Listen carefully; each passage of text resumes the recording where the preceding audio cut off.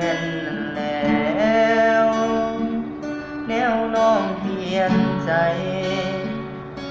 ก็เลยเว้าได้บอกแค่หัวใจอ้ายเด้อ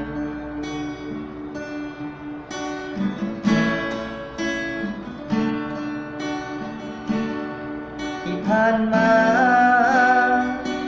น้องคิดจังใด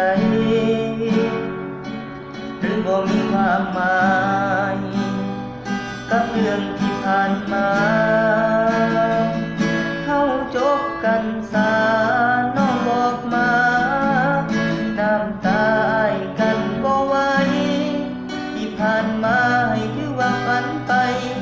เด้ออ้ายจ้า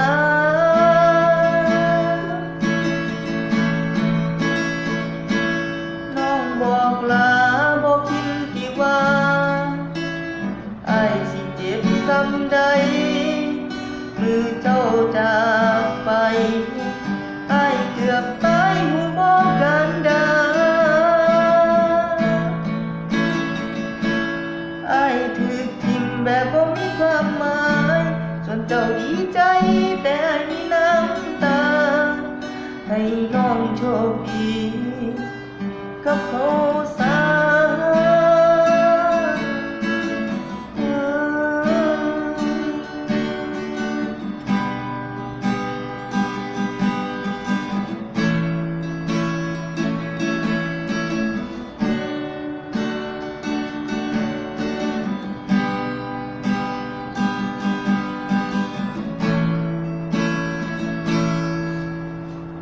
จบกันซาน้องบอกมาน้ำตาอ้ายกันบ่ไหวที่ผ่านมาให้ถือว่าฝันไปเด้ออ้ายจ้าน้องบอกลาบ่คิดที่ว่าอ้ายสิเจ็บส่ำใดมือเจ้าจากไปอ้ายเกือบตายหูบ่กันดา